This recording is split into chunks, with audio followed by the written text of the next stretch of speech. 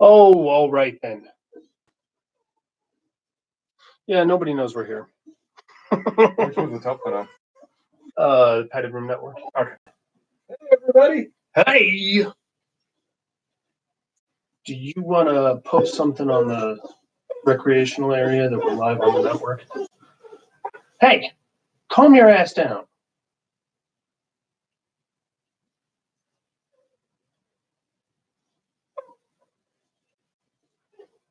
You are unruly, sir. Take your show on the road.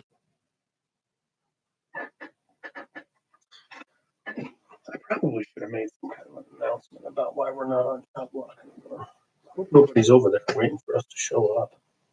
Right. Well, they probably are. That's fine. That's just fine.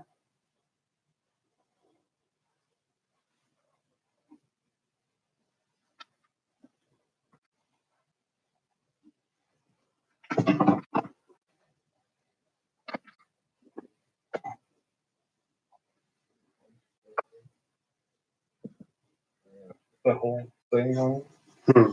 Padded Room Network? PDR? No.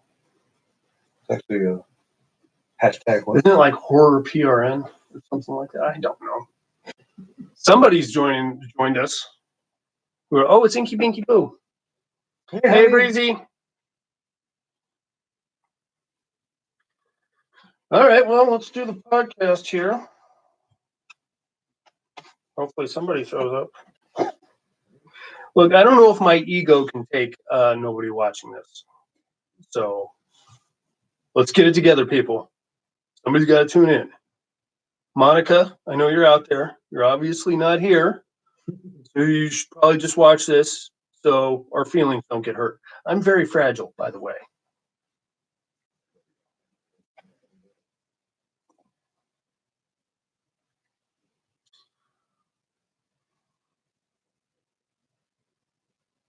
All right. Well, while Buddy's posting this, we're going to go ahead and start the podcast.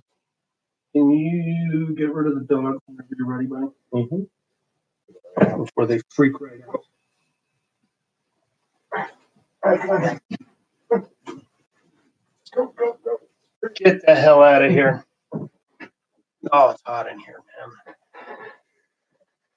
Oh, there she is. Hi, Monica. Hey, Monica. I hope your computer is better, or whatever your problem was. Your herpy got removed. How's your hoochie coochie? I had to find you guys. I know. We're working on that. We're going to hopefully drive more traffic to this, where you are. And Buddy's posting something right now, letting everybody know where we're at. Since we're no longer on Chop Block. Okay, I have a plan.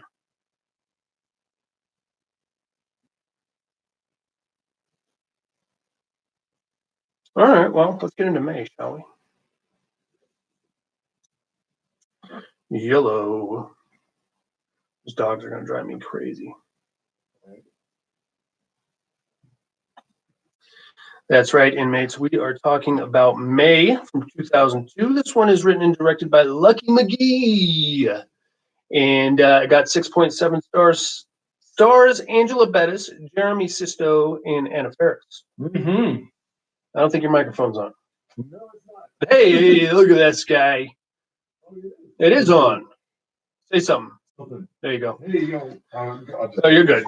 You're good. So this is a weird movie, and this is actually there's actually a companion to this movie. It's another movie called Roman. I don't know if anybody's seen Roman. It was actually the Roman actually stars Lucky McGee and is directed by Angela Bettis. So it's like they did a little flipperoonie on you there. It's amateur over here. It's amateur night. You're in the padded room. Oh, James Omvig is watching. Hi, James. Oh, Jesus Christ. You're cut off. You're fucking cut off. Anyway, well, it's a good thing you drink that beer. Mm-hmm. Anyway, so that's kind of interesting. And these two pop up in each other's work quite a bit, Lucky McGee and Angela Bettis. Angela Bettis in May. Mildly attractive. in certain parts. In other parts, Nothing. really unattractive. Yeah. Very unattractive. She plays awkward to a T, and it's like painful to watch at times, just because the creepy leering and smiling and lack of conversation, just this she gets asked a question and awkward, just stares at you. Funny. kind of a chick that, So weird. I mean, I get it, she's nervous, but goddamn, girl, you know how humans interact with each other, right? You could have at least faked the funk somehow, motherfucker. Anyway, it's kind of cute for a second, but then after a while, it's like, God damn it, man, snap out of it. You're acting like a jackass. All right, anyway.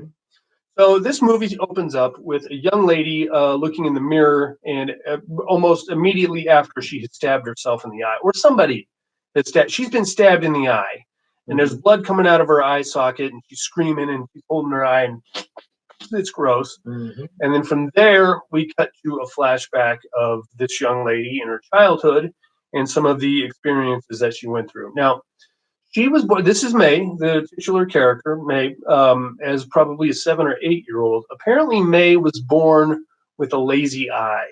Now, I'm not 100% sure what a lazy eye entails. Apparently, it just doesn't track. It's kind of like this. That's fucking freaky.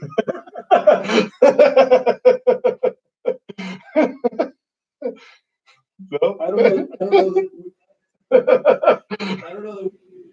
Show them what you just did. Oh God! What is wrong with you? What's wrong? How do you even do that? It's like a cross of one eye and not the other. Oh right. So Buddy has a lazy eye also, apparently, only when he wants it. So I guess what a lazy eye is, it just doesn't quite track. Like, normally your eyes look around like you should, like you track together. In this case, one of them just kind of does whatever the hell it wants, and wherever. I don't know how it works, but it naturally leads to some ridicule from her classmates and such. And the thing is that her mom is a bit of a bitch, and she's really zeroed in on this lazy eye thing. Oh yeah. Makes her wear a fucking eye patch to school. Yeah, like a pirate. It's even worse than having a lazy eye. Yeah. Now everybody thinks you're some kind of a James Bond villain or something. Right? What the bad idea, because now you're drawing even more attention to your child, regardless of the previous lazy eye, which sucks. All right, so that being said, we get some snippets of her childhood, the other kids making fun of her standing around awkwardly with her pirate eye patch. And then we cut to present day. I'm going to put May now probably in her 20s, mid-20s, I'd say. She is a veterinary assistant and making quite a nice little living for herself. I was under the impression that she was living with her parents. Yeah, that's what I thought too. Her parents were never there. I don't know where they went, if they just left her home alone for a while. Or I was waiting for when watching it that she killed her parents. That's what that would make sense. That would totally make sense. Anyway, towards the end of the flashback, May's mom presents her with a doll that's in this glass case. Apparently, her mom made it herself, and she takes it very seriously. And she's like, well, if you can't make a friend, make one. Or if you can't get a friend, make a friend. So she's like, here's this doll. It's Susie. Yeah, it's my friend when I was a kid. All right. Now, about this. It is a special breed of weirdo, even in the 5 to 7 year old range, that talks to their dolls. Yeah. I've had experiences with these kids when I was a kid, and it always freaked me out because they would have like full on conversations with the dolls, and like they're getting responses from the dolls that nobody can hear except for them. Yeah. It freaks me right out, man. It freaks me right the fuck out. That's like a sign of some kind of psychosis or an Annabelle the doll type of a thing. Either way, I don't want any part of it. I don't want anything to do with any of it. It's freaky. That's freaky. Fuck that, man. Anyway, that's the kind of kid that May turns into because naturally she's got no friends. Son of a bitch. Hey, Tom. Hey, Tom. Tom's in the house. So, that being said, we now cut to present day, and she's a veterinary assistant. She's making a nice living. She still has the lazy eye, which has affected her. And we see her just like in her day-to-day life and routine. She's like trying to make friends with people and like trying to pick up dudes at the bus stop. Yeah. But every time she does, she just gets this giant shit-eating grin on her face, and then she like stares at him with the lazy eye, and that's kind of freaky. That's got like a she might possibly eat me type of a thing, like a Deliverance kind of a vibe to it for me. And yeah, but she's not wholly unattractive, Angela Bettis. Yeah. And she's got like this sweet, innocent vibe to her, albeit socially awkward. Yeah. And like her hair's all teased up, and she makes her own clothing and stuff, which is kind of strange. Also, that's another red flag. Era thing. It's an era thing. Yeah, isn't that what they did way back when? In 2002. That's probably how she was taught. All right, yeah, maybe. I don't know. Lazy eye is always creepy. I agree, Tom. I agree, but it doesn't have to be. I'm sure there's a website out there somewhere. Yeah. Lazy eye foxes.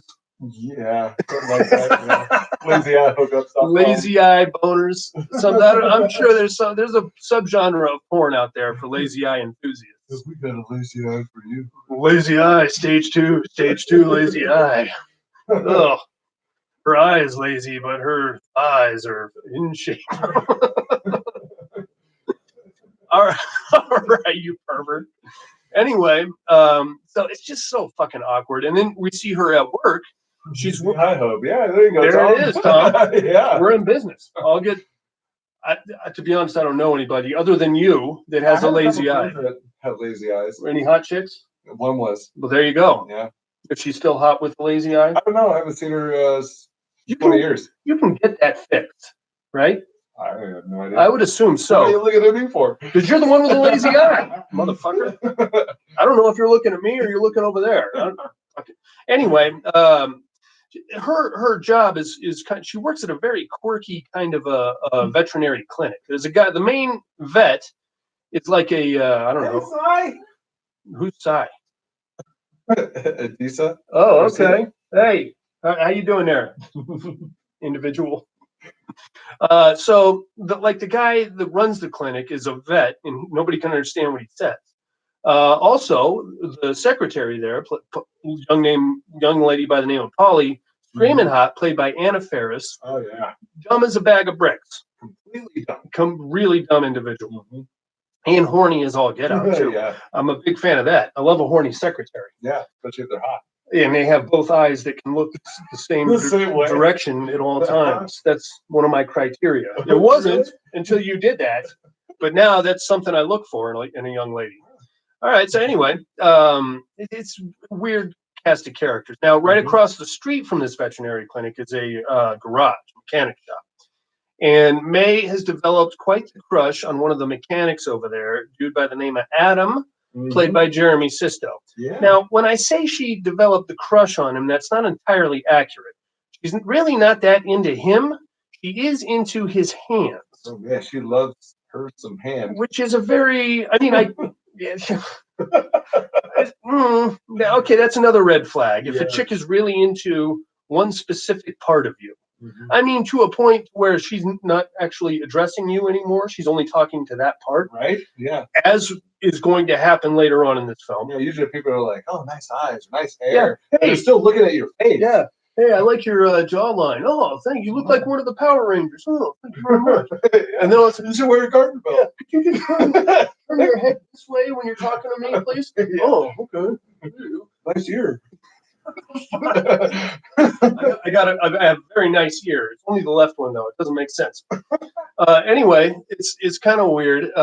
She's trying to work up the nerve to go talk to this dude. So we get a lot of her that awkward high school thing where there's the hot chick and you want to talk to her and you're just okay. Today's the day I'm going to go up to her. I'm going to say, hey, you and me, we're going to movies or something, but then you get within like 6 feet of her and you're like, ah! Yeah, check it out. Yeah, turn yellow. Yep, it happens to the best of us. So we get a lot of that, a lot of her like kind of creepily skulking around the mechanic shop. We get eventually this culminates into a scene of she gets her eye fixed, she gets these corrective contacts put in, which is great. And then she, what do you mean crap? You can't get that. You can't get what? Corrective Contacts? Why not? No, it doesn't work that It's way. not no such thing. No. I don't know. The doctor said it would like pull her lazy eye.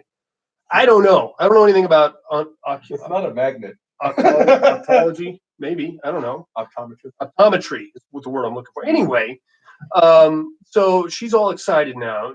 She's working the nerve up to go talk to this dude. She follows him to a coffee shop, and she's sitting a couple tables away. He's reading something and kind of nods off, whatever it was, nods off while he's reading, and he does it in a very weird way so that his hand is like propped up like this. Who the fuck falls asleep like that? It was in the script, Darian. Did he fell asleep like that? Well, then it makes sense. I don't know. I guess it's possible if you're that fucking tired, or if you're in some kind of a coming down from a meth bender or something. Regardless, she seizes the opportunity and goes and puts her face in his hand, and like starts doing like a self-face caress kind of a thing. So weird. He, of course, wakes up in the middle of this, and he's like, excuse me. She panics, trips over her own feet as she's trying to get the fuck out of there, and then runs screaming into the out into the street. As she should. That's pretty fucking weird. But to be honest with you, Angela Bettis at this point in the film, pretty hot. Well, I mean, hot, but in like a weird, quirky, sweet, innocent schoolgirl kind of a way. It makes sense. But so that's interesting. Now we're going to cut to like a couple nights later. She's doing the laundry at the laundromat, and this dude just happens to walk in, and he's like, "Hey, you were doing a weird self-face caress thing with my hand at the coffee shop, weren't you?" And she's like, "Yeah, you have really nice hands." And then he's like, "Oh, okay. You want to come out and have a smoke with me?" She's like, "Yeah." She doesn't smoke. That's a problem. So they go out there, and she tries to smoke, makes a complete ass out of herself, coughing and laughing. He's like trying to coach her in the ways of smoking, and she just makes a bigger ass out of herself. But he's kind of into it. He's like, "I like weird." She's like, "I'm very weird." So they agree to hook up like a couple nights later. He's going to take her on a date, and this is a very strange date. Basically, the date entails sitting in a ruined, like a rusted out car and eating chips. I don't know, man. I don't know. I've had none of my ex-girlfriends would go for this for a second. They would be like, "I'm not getting in that car. Those chips are high in carbs. This is a new dress. It's going to get all dirty if I get in there. And no, you are taking me out of here right now." And I would be going to a nice restaurant. Yeah, you're right. You're right. You're absolutely right. Let's go. I don't know what the fuck I was thinking, bringing you to a rusted out car in a garage to eat potato chips. All right, whatever. I'm not going to nitpick this. Anyway, so that's interesting. And then we get like a little courtship kind of a situation here where they're hooking up at the park regularly. They go to this park on their lunch breaks together and attempt to smoke cigarettes and stuff. There's a class of blind kids from a nearby school that goes and hangs out at the same park. And they hang out and they watch the blind kids like feel around the park and stuff like that. Yeah, playing hide and seek. Playing hide and seek. Pretty funny. I mean, blind kids that could hide and seek. be a very, very long game of hide and seek. That could get pretty tedious. So that's kind of weird. But it kind of, it's coming. Everything's coming together nicely. It's like they're building a nice little romance here, which is cool. Eventually, we get to the realization that Adam is actually a budding young filmmaker, and he's got a movie that he made before he dropped out of college. So she's like, "I want to see your movie." And he's like, "Oh, okay, great."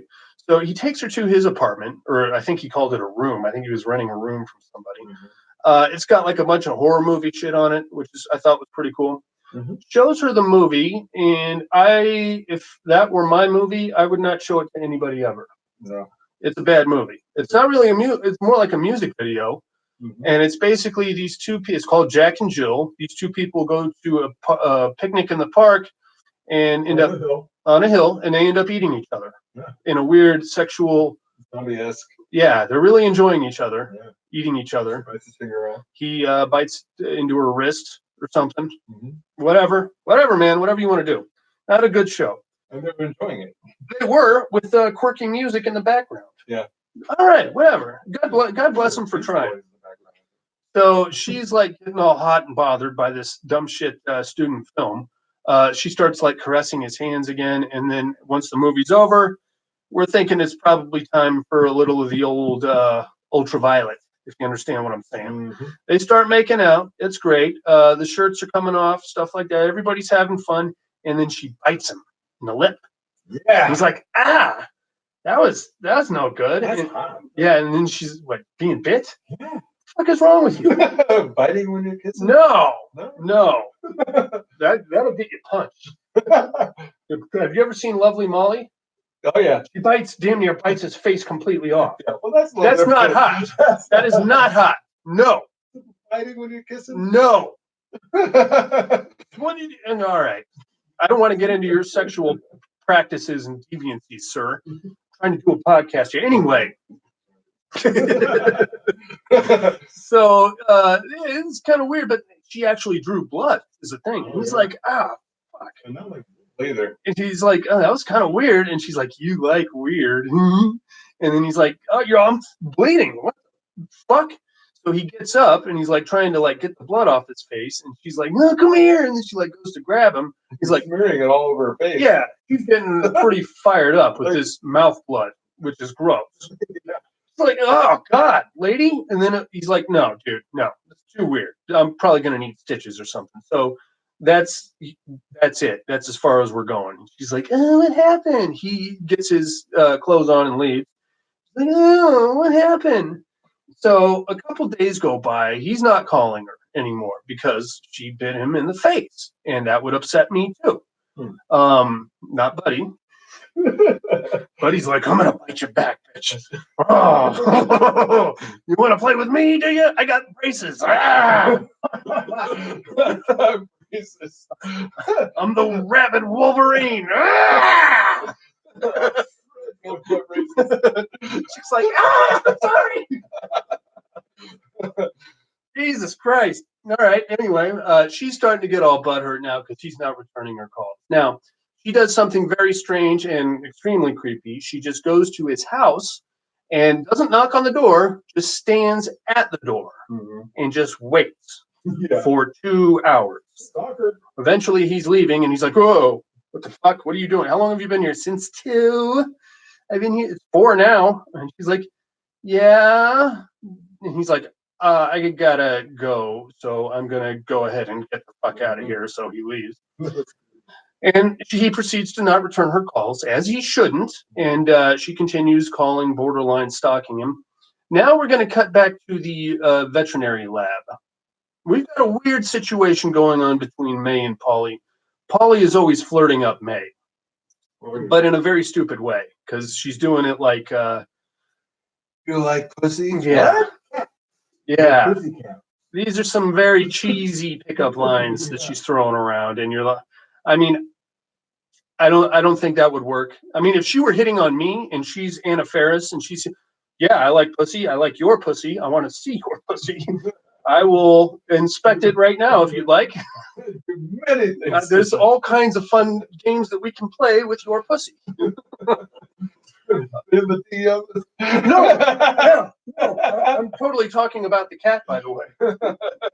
Anyway, but she's throwing pickup lines at May, and eventually she talks May into going back to her apartment. They go back there, they have sex, and this is where the B in LGBTQ comes in, because May is now swinging both ways. May is fascinated by Polly's neck. I get that, but I don't understand what the turn on is about somebody's neck. I mean, I prefer not like a big jelly roll neck, but other than that, one neck is really a wrinkly one. Oh, with that too. I mean, that goes without. If that's wrinkly, then you got to assume everything else is wrinkly. Right. A neck is a neck, as far as I'm concerned. Is there somebody with a hot neck that you know of? Don't you like to kiss a nice neck? You're freaking me out right now, dude. You're freaking me out. Anyway, anyway, she's like fixated on Paulie's neck. They have sex, all is well and good. But May is still focused primarily on Adam. So she jumps right back into stalker mode.